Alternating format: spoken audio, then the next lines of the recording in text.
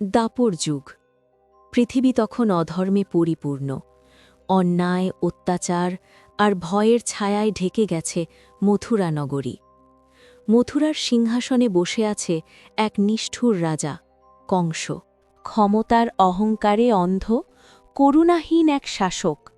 তার বোন দেবকীর বিয়ের দিন আনন্দমুখর পরিবেশ হঠাৎ স্তব্ধ হয়ে গেল।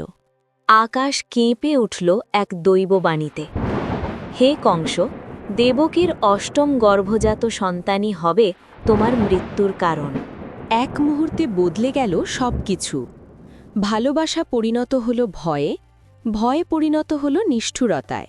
কংস নিজের বোন দেবকী ও তার স্বামী বসুদেবকে বন্দী করল অন্ধকার কারাগারে।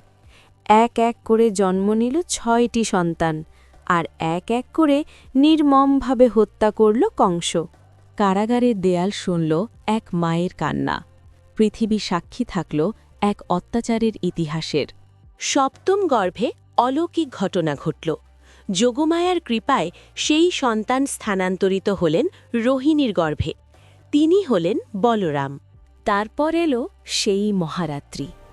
ভাদ্র মাস, কৃষ্ণপক্ষ, অষ্টমী তিথি। চারদিকে গভীর অন্ধকার, আকাশে বজ্রপাত, প্রবল বর্ষায় কাঁপছে পৃথিবী। ঠিক মধ্যরাতে কারাগারের সেই অন্ধকার কক্ষে এক অলৌকিক আলো ছড়িয়ে পড়ল। দেবকীর কোলে জন্ম নিলেন স্বয়ং ভগবান শ্রীকৃষ্ণ। তিনি প্রথমে প্রকাশ পেলেন চতুর্ভুজ রূপে, হাতে শঙ্খ, চক্র, গদা ও পদ্ম, মস্তকে কিরীট, বক্ষে শ্রীবৎস চিহ্ন। তিনি মৃদু হাস্যে বললেন, হে পিতা বসুদেব, আমাকে গোকুলে নিয়ে যাও। নন্দ ও যশোদার ঘরে আমাকে রেখে এসো। সেখানে আমি মানব শিশুরূপে লীলা করব। এই বলে তিনি সাধারণ নবজাতক রূপ ধারণ করলেন। সেই মুহূর্তে ঘটল একের পর এক অলৌকিক ঘটনা। কারাগারের শিকল নিজে থেকেই খুলে গেল, দরজা খুলে গেল, প্রহরীরা গভীর নিদ্রায় তলিয়ে গেল। বসুদেব নবজাতক কৃষ্ণকে একটি ঝুড়িতে তুলে নিলেন। বাইরে প্রবল বর্ষা, যমুনা নদী উত্তাল। কিন্তু তখনই দেখা গেল এক মহাজাগতিক দৃশ্য। শেষনাগ ফনা বিস্তার করে শিশু কৃষ্ণকে রক্ষা করছেন। যমুনার জল নিজে থেকেই দুই দিকে সরে পথ করে দিল। প্রতিটি পদক্ষেপ যেন ঈশ্বরের ইচ্ছায় পরিচালিত।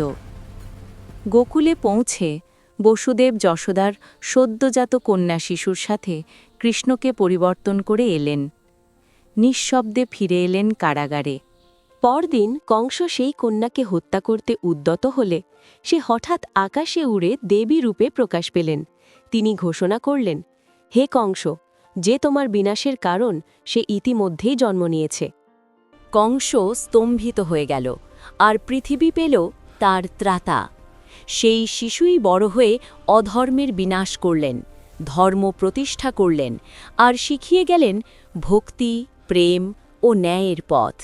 ভিডিওটি ভালো লাগলে অবশ্যই লাইক করুন, চ্যানেলটি সাবস্ক্রাইব করুন, কমেন্টে লিখুন জয় শ্রীকৃষ্ণ।